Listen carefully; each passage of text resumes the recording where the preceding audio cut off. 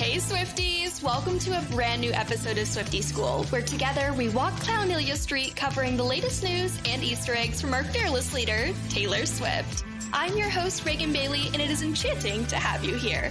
Now that we're out of the woods, let's get into today's episode. It's another great day to be alive at the same time as Taylor Swift. Hello, everybody. What a chief-tastic few weeks we have had. Chief-tastic is my new word of the week. I feel like with Jason Kelce, Travis Kelce, apparently their names are now Kels instead of Kelsey. We have so much to get into, but for today, we are shifting gears, taking you back to the Shake It Off era, arguably one of the most controversial eras. You either love it or you hate it, but for today's sake, we are going to shake it off, whether you like it or not, because we have a very exciting guest. I heard you guys, you wanted guests. I've got them. So like I said, today we will be diving into the behind the scenes from an insider's perspective of being in arguably one of the most iconic music videos of all time. So without further ado, I am joined today by my Swiftie and friend, Kayla Hockman. Hello, Kayla. Hi, thanks for having me. I'm so excited to talk about it. I feel like it was so long ago, but I feel like nobody really knows too much about it, which is exciting. I've never met anybody who is in a music video, let alone a Taylor music video. So I feel like this is such a fun segue. But before we get into the music video itself, obviously you are a Swiftie first and a PR professional second. I would love to know, just for the viewers, a little bit more about yourself and when and how you became a Taylor fan. Yeah, I actually became a fan in like '08 in high school. I remember still, so I was a cheerleader in high school, and these two girls were obsessed with Taylor Swift back in her like country era, and were telling everyone about it, and they got so much shame for it. And I was like, what is this? So I started listening, became obsessed, and have been a fan ever since. I've gone to every tour. And then when I got the email to participate and Shake It Off, I didn't even, it's just kind of the craziest story. And I feel like people don't know all of the inside behind the scenes. So I'm excited to tell it. I'm so excited to learn about it because I feel like so much about Taylor and Taylor Nation as like a company. I'm terrified to know what those like NDAs for like the dancers on Eras tour look like, or even the people who are like, I think of them at like a big black office table, like all the people who work on Easter eggs. I like think of them as little minions in the dark, like on their laptops. But I want to know, like, what are the rules on like those documents, those laptops, like all of the contracts and things behind the scenes. So I feel like it's really rare that we get to pull the curtain back and see or hear anything. So obviously, whatever you are able to share or can talk about, we will absolutely be getting into. But I thought I would share with everybody how we connected and how we met, because it's kind of funny and weird and random. And I feel like LA, it kind of works that way. Like either you meet someone through somebody or you have these strange origin stories. So it's so funny. I feel like I can't remember exactly, but I know that we had met initially at a Gwen Stefani podcast recording. Yes. That's right. And I always forget about that because I immediately think of tour. I remember when we met for the second time, and I always get it confused because I forget that we met at that podcast recording, because I just completely remember of Arizona for the opening night because our friend Kelsey was doing a story and was going to interview people based on what they were wearing. But yeah, it's kind of crazy. I know. So if you guys are familiar with the podcast Gloss Angeles, you can look it up wherever you're streaming your podcast. It's a really fun beauty podcast. And I know one of the hosts, her name is Kirby. Kirby's also like a red carpet reporter. She's very much like in the LA kind of celebrity scene, and you probably might have seen her content pop up on Instagram before as well. If not anything, you've probably like seen a red carpet interview with her. But I really like her podcast, and I cannot remember how I crossed paths with Kirby or how I got introduced to her, but she had sent out, she was doing a live recording of her podcast episode with Gwen Stefani, which was really fun because it was all about her brand Give Beauty. And so I got the invite very last second. Like she had opened it up to, I think it was either like her friends or podcast listeners. So I submitted it really fast and it worked out well because I was a solo person going, whereas a lot of people wanted to go as like a group. And I think I sat either next to you or we like briefly chatted, very brief. It wasn't like we hit it off or anything. It was like we barely talked, but then we randomly opening out of the Eras tour months later, like I think it was like 2 or 3 months later, I was by myself, like eating a taco, kind of just chilling because I was alone. Like I flew to Glendale, Arizona alone. Obviously I don't live there. And so I didn't know anybody. I wasn't like nervous. I felt very safe. It was a very like safe environment, but it was so funny when Kayla and her friends had walked up and were like, oh my gosh, like I think we had met before. And we like barely knew anything about each other, but we knew we both lived in LA. And so we ended up reconnecting after the Eras tour, which was so weird and funny and serendipitous. And I love having Taylor as a little connection between us. I know, because I remember when I went to that podcast and you were sitting right in front of me. And I think like I accidentally spilled something and I was like making sure everyone was fine. And then I didn't even know then that you were a Swiftie. I just thought you were like a beauty influencer because I know Sarah, the hosts, because I work with them often because I have beauty clients because I'm a publicist. And so I was just like, when I saw Gwen Stefani, I love her. So I was like, please let me in. And they were like, sure, it's fine. I love that. Well, that's how we met. For a little backstory for anybody tuning in. Now, I want to do like a little rapid fire before we dive into the music video, just to get up to speed on your Swiftivities, if you will. So, what era are you currently in? Ooh, that's such a good question. I feel obligated to say folklore, mainly because it's raining right now in LA and it's like cozy. Folklore is like an album that it's like my comfort album. I think it's my favorite album, which me too. People see, okay, good, because most people I feel like don't agree. They're always like, that's a sleepy, sad one. The acoustic versions, I just love it so much. Like I gravitate to that more often, but I do love Reputation, and I'm ready for Rep TV, so I've been playing it a lot too. Everyone who listens knows folklore is like my one. Like if I had to delete all of her discography and keep one, it would be folklore. I feel like it's funny people say it's sad and sleepy because to me, like Last Great American Dynasty is so fun. That's actually like probably one of my top 5 like favorite Taylor songs. I just love like the story of it. And I remember the first time I heard it, when the lyrics changed at the end, when she's like, and then it was bought by me. I was like, the gas I gust when I heard it the first time. I was like, that was so sweet because I was like, what is this about? Yes. And then when she swags that line, everything makes sense.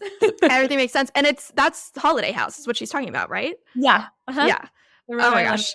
I'm right there with you with folklore. I agree. I too am in LA and I don't mind this weather actually. It's kind of a nice change. Okay, so you're in your folklore era. I know you had mentioned you love Reputation. What are your favorite top 3 like go-to Taylor songs that you put on? Ooh, in general or on Reputation?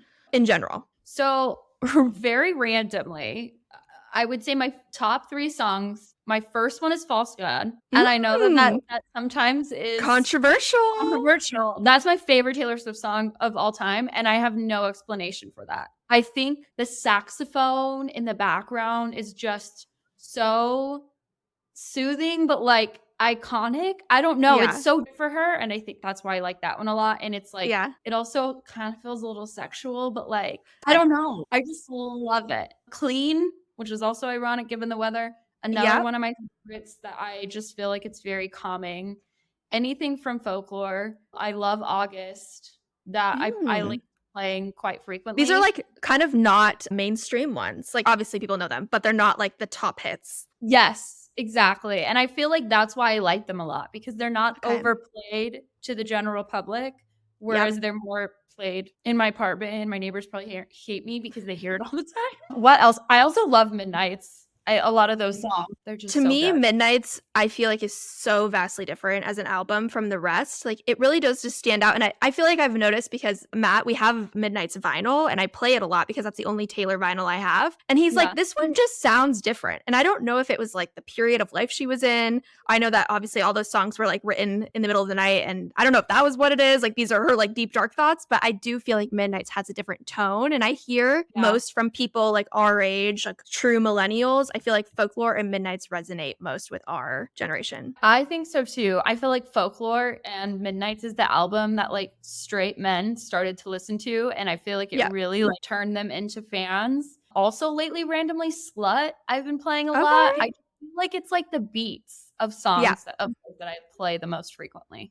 That's interesting. See, I'm more about like if there's a certain lyric that I can't get out of my head, like that'll become my favorite song just because of the like 2 lines of a lyric. So that's funny. So your favorite songs we know. What about how many times you've seen Taylor in concert and how many times you've been to the Eras tour itself? I went to Eras tour 3 times, which ironically was the first night and the last night in LA. Okay.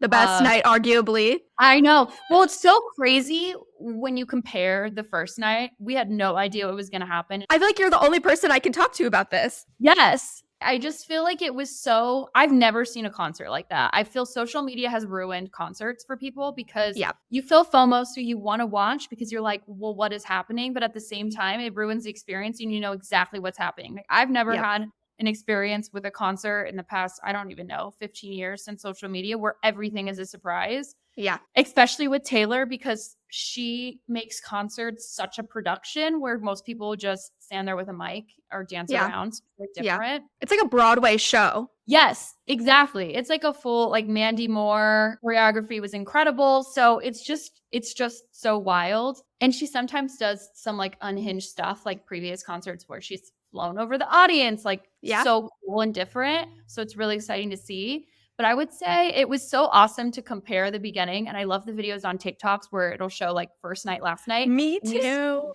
How different they are because it's something I never really thought of. I mean, I feel like in the past, and I've been watching Reputation, sadly, RIP, because it's not on Netflix anymore.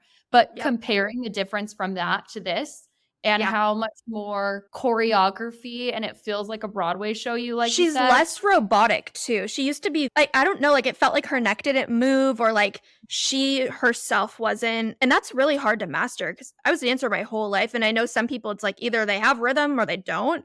And for her to be able to like, even at an older age, most people it's like, okay, if you take dance lessons when you're 15, you can like kind of get it together. But the fact that she's like made that big confidence leap, it's so fascinating how confidence really, I feel like was the only shift that happened. Yes, 100%. And you can see it when you watch the movie, when you went first night and then compared to the last night in the US at least. It was really cool. And then how many times I've seen her? I've gone to every tour since the second leg of Fearless. Wow. And a lot of those concerts I would go multiple times.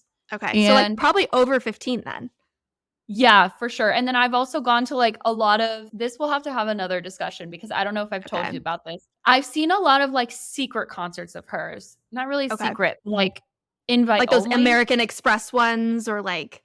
Yes, like she performed on Ellen years ago for Red. I went to that and that was like a studio audience. This is a crazy story too. And I'm going to go too far off, but she years ago hosted, I think this was in the Speak Now era, if I'm correct. She hosted this competition where it was for universities and whoever universities got the most votes somehow, she would do a storyteller performance where she would break down the album and talk through each song and the process behind it. And I went to that and I like snuck in. It was a whole thing. So fun. So cool. That's like the craziest experience. And I still I forget about it because I feel like I've had so many crazy Taylor Swift experiences. Yeah. And you've done like seat fillers at like award shows too, right? Yeah. I was at the one where she did, and you can kind of see me in a few of them when she did All Too Well with the headbanging. Oh, yes. I was there for that IRL. And then also she did, what was it? Out of the Woods. And it had this big airplane.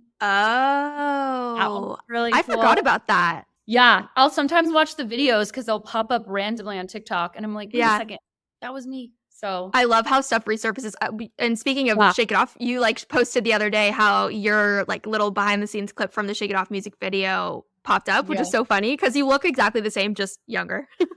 So that was what year? I have the music video pulled up. What year was that? That was filmed the year I turned 21. So that was maybe 2011, 2012. When did Shake It Off come out? Let's see. 2014. It came out in 2014. Well, yeah, it's 2024. Isn't that crazy? I graduated high school in 2014. So crazy. I graduated in 2011. So it was like that was at the end of college for me because I graduated college in 2015.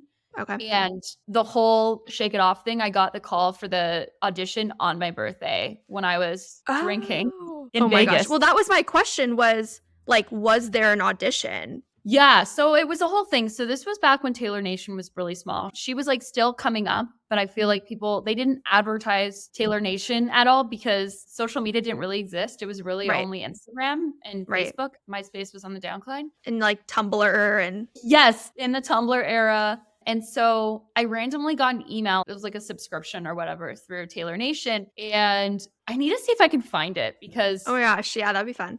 It was definitely what started it all. And it was just basically saying if anybody's in the LA area in the coming weeks and wants to be a part of a fan event, respond back with your name, your birth, blah, blah, blah. Just basic details. But they were saying the date is undetermined. You cannot fly out for this. So you must live in LA. And you're born and raised in Southern California. Yes. So it was easy for me. I'm like, sure. In my head, I was like, this has to do with an award show or something. They're probably just trying to get people to show up. And I can't even remember really what it said, but it said something about cameras will be involved, whatever. You have to be comfortable being on a camera. And I was like, did it say she would be a part of it or no? No, it just said fan event LA in the coming weeks. Yeah, because fan event doesn't sound like come join Taylor. Like it just sounds like fans are going to be together. No, that's why I was so confused the whole time and felt insane throughout the process because I was like, this is not being explained properly for a good reason because people would come out of the woodwork. Yeah. People would move to LA.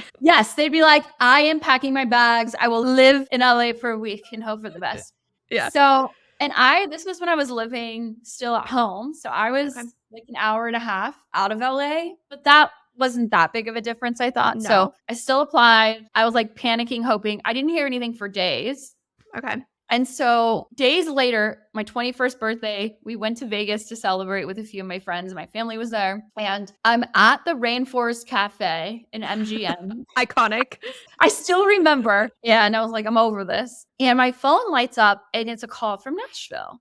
Oh. And I didn't know anyone in Nashville because I'm from LA or from SoCal. And I answer and they're like, hi, this is so-and-so from Taylor Nation. Do you have a minute to chat? Absolutely. Yeah. What am I going to say? Actually, thank you. No, thank you. And so I like pick up the phone and I like run out and my family's like, what's wrong with you? And so she's like telling me, we got your submission. We'd love to have you come to an audition for the event. We're holding auditions only tomorrow in Sherman Oaks. Oh my gosh. I was supposed to be in Vegas until the next night. And nope. I was like, oh, well, it's my birthday and I'm in Vegas. Can I come on Monday? Like, is that okay? And she's like, no, only tomorrow until 3:30. Oh no. And so I was like, I will be there. Yeah. She's like, okay, we'll email you the information. I run back to the table and we're like, we're leaving at 5 a.m. because I have to be in LA by 3. Yeah. And mind you, I only had like club wear because we were in Vegas. No. What? Very different vibe from Shake It Off. Very different vibe. Not Taylor whatsoever. And so at this point, they still hadn't said music video or Shake It Off yet. It was just mystical audition. Yeah. And I was even confused because I'm like, I'm not an actor. I've never done an audition. I'm not an actress at all. And so we raced to LA the next morning. We stopped at home. I had this like mint green shirt that had cats all over it. Cute. And like a Peter Pan collar, like very Taylor Swift, because I was like, I am winning this audition. Not even knowing what it was for. Right. And so it's in this random hole in the wall, like in Sherman Oaks, and it's like a casting office. And it was me and some other girls there. And then I'm thinking, well, maybe they were looking for like a Taylor Swift lookalike or something. Not that I look like her, but everybody had bangs. So weird. So weird. I'm like, what are we here for? And so she's like, there was a bunch of different auditions apparently that were happening for a bunch of different, I assume, music videos. And so she was like, oh, are you here for the Taylor Swift music video? And I was like, oh. What music video? I'm here for the fan event. They're like, okay, you're in the right spot. And so I like signed in and was very confused. And then they pulled us to the back and in front of a green screen and they lined us up. It was like me and 2 other girls. And they said, you're here for the music video audition. We cannot disclose who the star is, but it's a music video. And I'm like, I'm sorry, I'm here for the Taylor Swift event. I think I'm in the wrong place. And he's like, no, you're in the right place. And I was like arguing with him for a few minutes because I'm like, no, this is the last, it's 3:30. I cannot be late. He's like, you're in the right place. Chill out. And so they start playing an Owl Black song. And I can't remember for the life of me what song it was. They were like, this is what the song's going to sound like, which was weird. And so they lined us up in a row. They're like, when I point to you, you're going to step forward and dance by yourself for 30 seconds. No. Yes. And I'm not a dancer. And so I'm not even more confused. What is happening? Right. So sure enough, they like point at us. And then they're like, okay, we'll let you know if you are selected. So awkward. So awkward. And me and these two other girls, and I don't even think they made the cut because I don't remember them being there. Yeah, it was just so bizarre. And I don't hear for like weeks. Weeks go by. Like I didn't get it. Yeah. And I remember sitting I was going into a Rite Aid and a call comes up from Nashville again. Woohoo! And I'm like, oh shoot, they're telling me I didn't get it. And she answers, she's like, hi, it's so-and-so from Taylor Nation. Like, I'm so sorry to like tell you, unfortunately, you're going to have to come to LA because Taylor Swift watched all of the videos and hand selected people. Oh my gosh. So fun. I just like lost it. And I was like, why'd you have to say unfortunately? That was so rude. So yeah, it was crazy. Oh my gosh. So that was a pretty long from the time of audition to finding out, and then finding out when you got that call, how long was it until you had to like go in and shoot it? If I remember, I feel like it was a couple of days. Like I probably got called on maybe like a Saturday and it was shooting on like Monday or Tuesday. And I was only 21. I've never done anything like that. And so yeah. I just like drove to Sherman Oaks. They didn't give us really information. They just told us to leave our phones in the car. Oh, interesting. And then we had to like sign a really insane NDA that was basically like, you cannot tell anybody that you're here for, and I think it was like until it comes out. I can't even remember because it was so long ago, but I never signed an NDA at that point. And I was all terrified. Oh yeah. Especially her NDAs are probably horrifying. Oh yeah, for sure. But like the experience was so wonderful. We all left our phones in our cars. Nobody knew anybody. So we like slowly, I still have friends from that to this day that we still chat. How many of you were there? How many fans? So this is really crazy. They called it was like named different birds, like Group Cardinal and Group Blue Jay or something. And one was fans and one were actors. So everybody at the end dancing, they're not all. Oh, so if you're wanting to see what we're referencing, watching the music video, I think this happens around like 3 minutes and 10-ish seconds is what I wrote down. And there's like a row of fans. And then they kind of like zoom into like Taylor standing in front of different various fans / dancers, you're telling me now. So that's the part that Kayla is in. And there's also behind the scenes footage, which I'll make sure we link in the show notes so you guys can reference it, of like Kayla actually like zoomed in very closely of like the whole behind the scenes. But I want to know, so you said there's mix of dancers or hired people and fans. Did you like, was that a one and done day? Did you have to do multiple days? So the day that we were there, we didn't know anything what was happening. We never heard the song. We just know there was some sort of music video. They didn't tell us like it was 1989, nothing. And so in the takeout video, if you watch it, that's exactly what happened. Taylor was like, do they even know why they're here today? We knew it was a music video at that point, but we had no clue otherwise. And when she came out and told us, that was the first thing we had heard anything. They had told us nothing the whole day. When we got there, we signed our NDAs, and then they picked a few different people to get hair and makeup done when I was being such a diva because I was sad. But I was not one selected, and we were all just they put us into a few different groups. Okay. So there were two different groups. One was Cardinal, which I think was the actors, and the other one was some sort of bird, but I can't remember. It was Blue Jay or something. And those were the fans, but they mixed them. So in the end, I think there were 3 or 4 different groups, and some of people didn't make the video at all. My group was very lucky, and we were the one that are featured in the music video. So basically, they just like had some people lined up against the white wall, and the other groups were either outside because of the noise levels or standing inside watching. And then they would rotate them. So they would do one shot with one group, do it again, one shot with the next group, do it again. And I think we did like 3 or 4 takes as a group. Were they playing the song for you at that point? Like, yeah. So basically Taylor came out, and you see that in the takeout video. They explained what was happening, and it's really funny, and they cut it out of the video. But she was saying her whole like spiel is like, this song is that I go to a lot of award shows. People make fun of me. They think I'm a really bad dancer. And I could not control myself and randomly blurted out, but I think you're a really good dancer. And everyone gasped, and I gasped because I'm like, what is wrong with me? Because I was such fangirling. She like turns to me and she's like, thank you. That is so nice. That's so her. Yeah, and then just keeps talking again. And I'm like, what just happened? And she did her little spiel and they played the song. And that was the first time we heard it, but nobody was dancing. They just were like, I'm going to play the song for you so you guys can hear it. You're the very first people. She played the song and then she went down the row, the first group, which was me, and hugged everyone and was like chatting them for So like cute. 30 seconds, which was very nice. And then we recorded it. We danced with her a few times and then they would swap out the group. And then that's kind of it.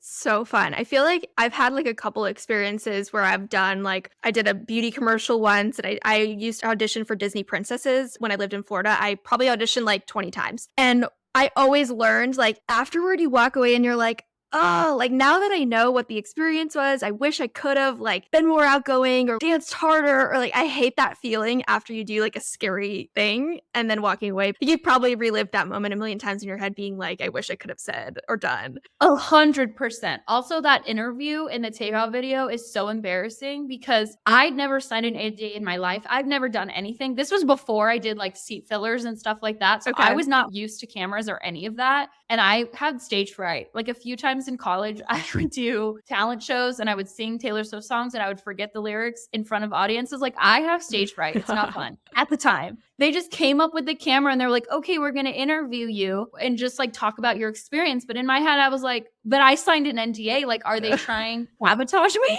Right. And I'm going to be sued? I was so scared. It was horrible. But yeah, it was a crazy experience. And all of us ran back to our cars because we were all friends because we were forced to be together for like 4 hours. And we were all trying to write down the lyrics so we wouldn't forget. Oh my gosh. Just for personal use. And it's so funny because when people say Taylor Swift fans are crazy, they're not wrong. Like we took it upon ourselves to be like her bodyguards. We had a group chat and we would all put in if we heard any sprinklings of a doubt or any kind of like whispers of something that was happening because the other people were actors. So they like openly talk about stuff like that and they don't take NDAs as seriously, in my opinion, back then because they were like, I've signed NDAs before. Right. So there were like Reddit channels that would talk about, we saw signs that would say Project Cardinal, like what is that? And we would immediately like all chat and forward it to Taylor Nation. Like we would call them all of the time because we were like, we cannot have this spoiled because I don't want to get sued. But also like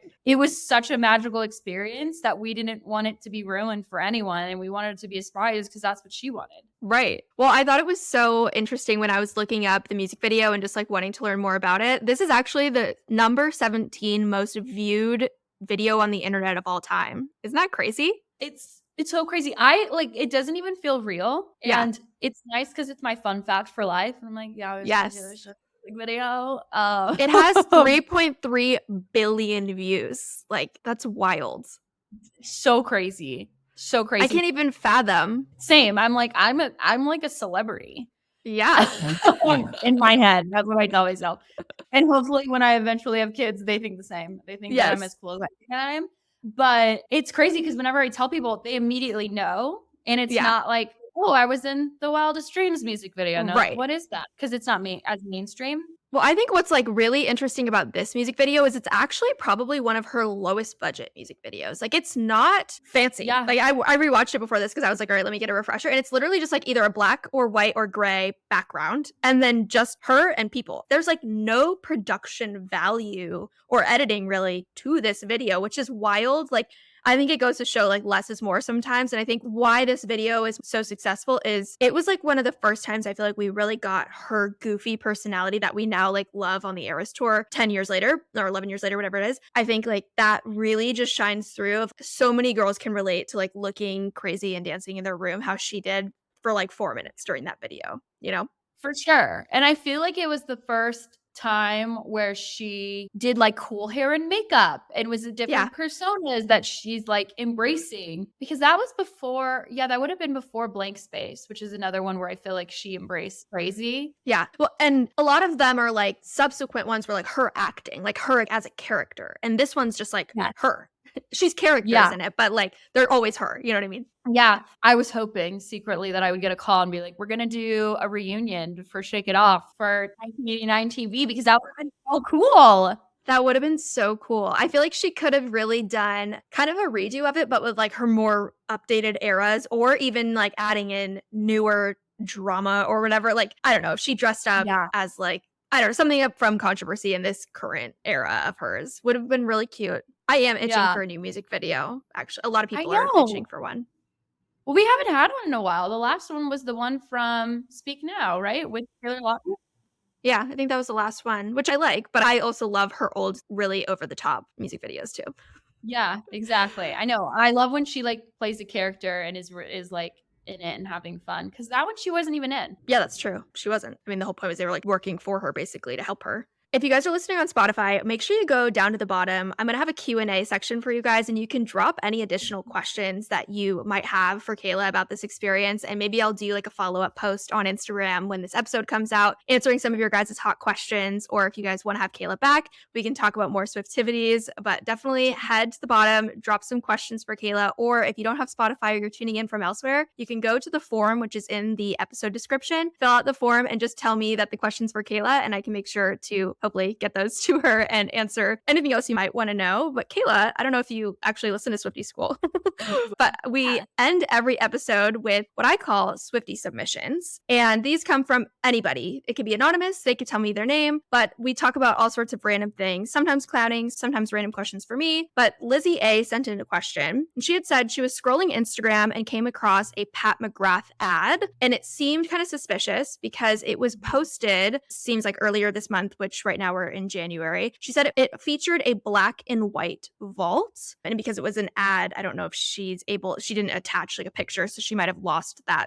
ad. I hate when that happens. But she said she was clowning to see if Pat McGrath was somehow going to be involved in maybe Rep TV. My thought is like the makeup behind like a Rep TV music video, or maybe the cover was my first thought. Like maybe Pat did her makeup or that. But I know you have Pat McGrath tailored products, right? Yeah, I was just going to pull out my lipstick and be like, this is the best lipstick. Pat McGrath is so interesting because she's such an icon in the beauty community. And I feel like a lot of consumers don't really know about her. I only know about her because I also have some beauty clients and just like know what's going on in that industry. I actually was talking about something similar about this whole like, is something coming? I feel like it's going to eventually come out maybe towards the end of tour that all of the makeup used on tour is Pat McGrath, because that lipstick definitely is, because I have the same one that I bought when I heard it was. I just feel like her makeup is much more prestige and expensive. And so it's way more long lasting than a Maybelline, for example, or something a little bit more drugstore, I would say. I feel like it makes sense. I mean, she did her makeup a few times for, I think, Bejeweled, right? Music video? Yeah. And she did her makeup for an award show. I can't remember if it was the Grammys last year or something. Yeah, I think you're right. Yeah, I wouldn't be surprised. Well, I talk about this all the time. I don't know why this wasn't like crazy viral, but at the LA shows, they passed out samples of a Taylor Swift Pat McGrath lipstick. And I've talked about this on the podcast so many times because I'm like, why are we ignoring this? There are like little pictures I found because I went night 1 in LA and night 4. And I don't think it was night 1. I think it was like night 2 or 3 they had passed them out, because on day 4 people were like, make sure you find an employee to try and get a sample of the lipstick. And I was there super early at like, I don't know, noon or something. Show was obviously that night, and I went up to so many employees and they were like, we're out of samples, we don't have them, we had very few. But I never saw, like, nobody really went viral being like, I got the lipstick. So I'm dying to know, like, what was that? It's so weird because I don't fully understand either why she's always been so secretive about her makeup. It's so hard with makeup, right? Because you can find, there's like this one girl on Instagram who always posts her outfits, and I love it.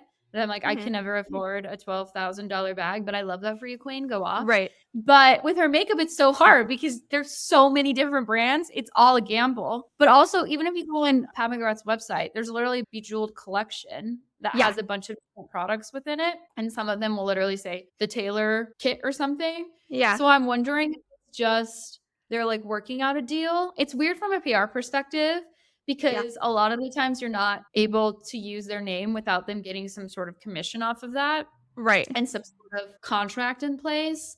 Yeah. But it feels like they've been teasing it for so long. Yeah, I agree. That it's like, why not at this point? But she also doesn't have any collabs ever, really. No. Well, and I wonder too, I mean, if not Pat McGrath, Rare Beauty is just such an obvious choice. And I don't know if she just feels like it would be a distraction from her brand, or if she's so rich, like she doesn't need the money, or if she doesn't want to, like, I don't know, break like the Pat McGrath website by like, you know what I mean? I don't know if she just feels like it's too massive of like an operation, and she knows just by being associated with like Pat McGrath, it's doing wonders for them. So I don't know. Like, I'm curious. We'll put a pin in that, Lizzie.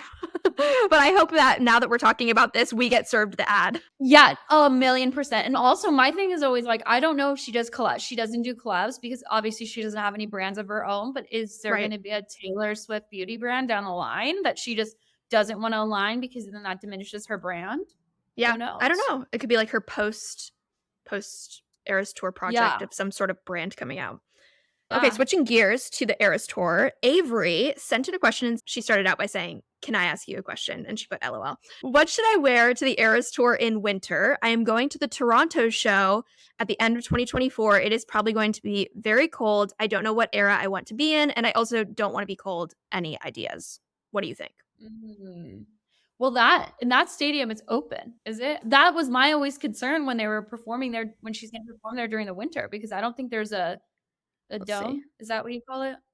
Yeah, I mean, I feel like a lot of the stadiums, I mean, even just tuning into these Chiefs games and like watching some of these NFL, and not that I have ever watched the NFL before this, I'm like, why are they shoveling snow in, you know, the Buffalo Bills stadium? I'm like, why is there not a lid? Or, you know what I mean? I'm like, hello? Yeah. And those people shoveling them are random fans. They don't even work for the stadium. Like, that's how crazy their love is. It's wild. Yeah. I would absolutely shovel snow for the Eras Tour if she told us. I would take $0. Sign me up. I would use just mittens. I don't even need a shovel. Is it BMO Field? That's the Toronto arena. Does that sound right? Maybe. I don't know. I've never been to Canada. I've never been. I think this is it says it's the Toronto Stadium, and it is very much open, which is horrifying. Yeah, which sounds like a horrible idea, but I would say you kind of don't have a choice but to wear a coat, unfortunately. Yeah. I've been thinking of going to some international dates, but I still don't have tickets. But I've had that similar thought where I'm like, what the heck am I supposed to wear? I love Lavender Haze. That song is also one of my faves. Yeah. And I feel like a lavender furry coat would be great. I can just never find one, but if you can find one. Yeah, lavender furry coat. And then I know hers, I think, maybe I'm lying if that coat is Oscar de la Renta or not, but I love that the one she wears, you can see it on TikTok if there's like a zoomed in video. It actually has little raindrops hanging from it. The Lavender Haze purple coat, it has little miniature raindrops, like they're crystals that are like in the fur. You can barely see it, but that would be a fun DIY, is like glue some crystals to a furry purple coat. My initial thought that I wrote down was Evermore, do the braid, and then like the plaid shacket would be easy. Kind of boring. I know people kind of want to like do something sparkly and fun. So I also thought if she's still with Travis and like the Chiefs are kind of irrelevant still when your show rolls around, you could do like a really fun Chiefs outfit recreation, like one of her beanie moments with like one of the jackets. I don't know. I thought that could be kind of cute if you wanted to go that route.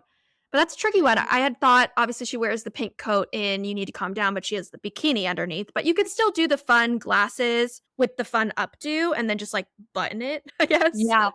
Also, with a boot. Taylor performed at Rango Tango in LA years ago. And I was at that. Whole the rainbow coat. Yes, the rainbow fringe. Like if you did like a leather thing and you wore like a rainbow fringe jacket. Yes. With sort of like, I don't know, tie-dye under it or something, that could be really cool. And you could easily just do pants. She wore shorts, I think, but you could easily just do rainbow pants and fringe. Yeah, because unfortunately, it seems like Taylor Swift doesn't own a pair of jeans. This woman only wears skirts or dresses. Skirts or shorts. I'm like, what? Where are your pants, woman? Aren't you cold? No pants. Cold for you. I know you're tall too, so my thought is that she doesn't like having it be short, like her pants are too short. Yeah, that is my struggle. Also, I feel like now I can never figure out, because you can't wear skinny jeans anymore, I can never figure out the lengths with like a loafer versus a sneaker versus a heel versus a boot. I can never get the lengths right. And I'm 5'10" and she's 5'11", so she probably does. But I mean, she's rich. Maybe she can have somebody make her personalized pants. Exactly. Oh my gosh. Well, thank you guys for sending in your questions, Avery and Lizzie. If you guys have any thoughts, Swiftivities, Easter eggs, anything you need to send in, just click the form. If you can't find it, send me a DM on Swiftie School Podcast on Instagram. We'll be happy to send that over to you. Kayla, this was so much fun. Thank you so much for joining. Yeah, thank you for having me. If you guys have any questions and want me back, I had so much fun. I would totally do it again. And let me see your crew. I forgot that you're wearing your little crew. Oh, yes. That's the in my eras. It's so comfy, y'all. I'm obsessed with mine. I wear it all the time. This was like my Christmas sweater, even though obviously it's not Christmas. Well, it has a Christmas tree. It has a Christmas tree farm. But Yes. I wear it all the time. And I always get compliments. So you should get one. I love it. Yes, you should. Oh my gosh. Well, thank you so much. I'm going to shake it off and sign it off. Thanks so much for joining. As always, it's another great day to be live at the same time as Taylor Swift. Bye, Kayla. Bye. Thanks for tuning in to today's episode. I know all too well how busy life can be, and I am so grateful that you chose to stay. Now just know this is me trying, and I would greatly appreciate if you took a minute to leave a review or maybe share this episode with a fellow Swiftie. Make sure you join my broadcast channel on Instagram for more Swiftivities, and long story short, this love is real, and I'm beyond grateful for your support. See you next time!